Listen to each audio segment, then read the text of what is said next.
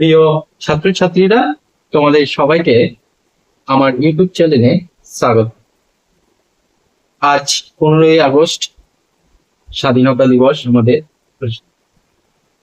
তো আজকের দিনে সবাই আনন্দ করছো, প্রত্যেককে স্কুলে স্কুলে গিয়ে পতাকা উত্তোলন করছো, বা পাড়াতে কোথাও কোনো ক্লাবে হোক, কোনো সংগঠনে হোক পতাকা উত্তোলন করছো। আজকের দিনটি খুব আনন্দমুখর দিন আমাদের জীবনে। চলো বেশি কথা না বলে শুরু করি আমরা। তো যদি তোমরা দ্বাদশ শ্রেণীর থার্ড সেমিস্টারে এক্সাম এর জন্য প্রিপারেশন নিচ্ছ, তাহলে আজকের ভিডিওটি সম্পূর্ণ তোমাদের জন্য। আজকে আমি শুরু করব দর্শনের দ্বিতীয় অধ্যায় এর সাজেশন। আজকে যে এমসিকিউ গুলো বলবো আমি তোমাদের সামনে তুলে ধরবো, এগুলো অত্যন্ত গুরুত্বপূর্ণ এবং পরীক্ষায় আসার সম্ভাবনা 100%। চলো তাহলে শুরু করা যাক। আজকের প্রথম প্রশ্ন, সাধারণ মতবাদ অনুসারে কারণ ও কার্যের সম্পর্ক কি? উত্তর, আবশ্যিক।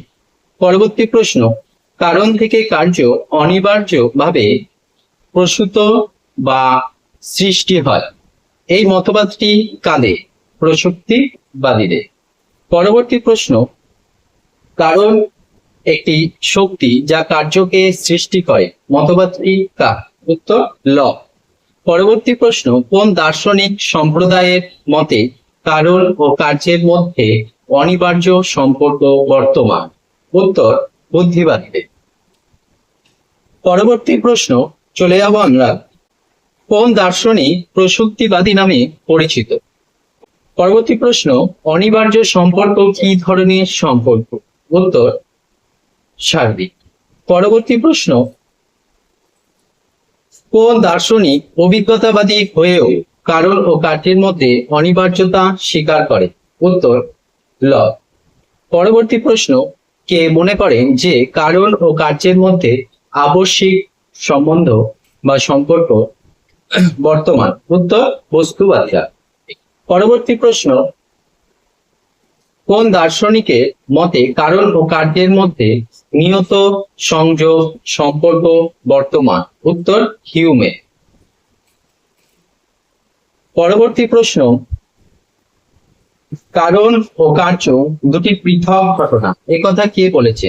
উত্তর, হিউম। পরবর্তী প্রশ্ন, কান্ট কার্যকারণ সম্পর্ককে কিরূপ ধারণা বলেছে? উত্তর, অভিজ্ঞতা পূর্ণ।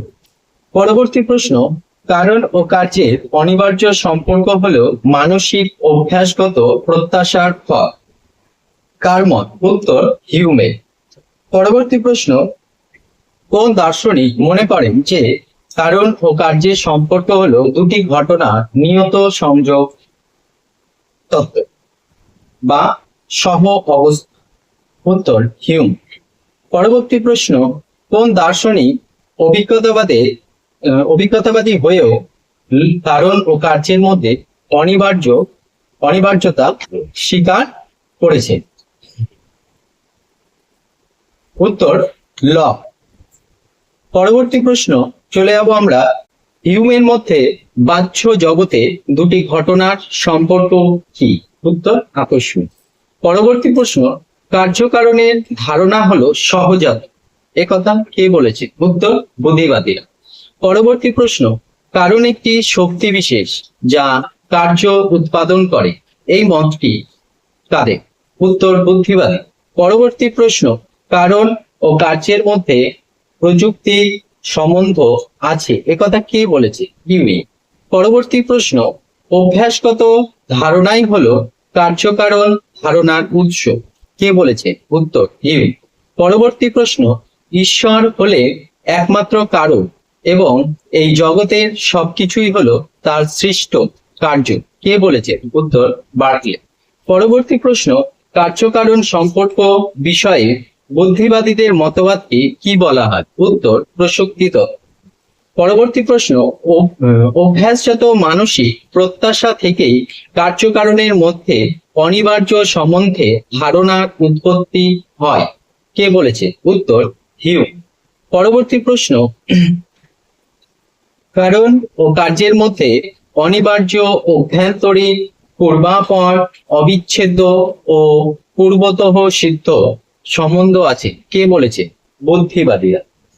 পরবর্তী প্রশ্ন চলে যাব আমরা কার্যকারণ সম্বন্ধ বুদ্ধিবাদী দার্শনিকদের মতবাদকে কি বলা হয়? প্রসক্তি তত্ত্ব। পরবর্তী প্রশ্ন চলে যাব আমরা কার্য ও কারণের মধ্যে বিষয়গত সম্বন্ধ না থাকলে বিষয়গত সম্বন্ধ আছে। উক্তিটি কার? হিউমে। পরবর্তী প্রশ্ন প্রসক্তি সম্পর্ককে কি বলা হয়? উত্তর যৌক্তিক সম্পর্ক। পরবর্তী প্রশ্ন কার্যকারণ সম্বন্ধ হলো পৌনঃপুনিক সম্পর্ক। কে বলেছে? উত্তর হিউম। পরবর্তী প্রশ্ন সতত সংযোগ তত্ত্বের প্রবক্তা কে? উত্তর হিউম। পরবর্তী প্রশ্ন কাকে প্রসক্তি তত্ত্বের সমর্থক বলা হয়? ইং।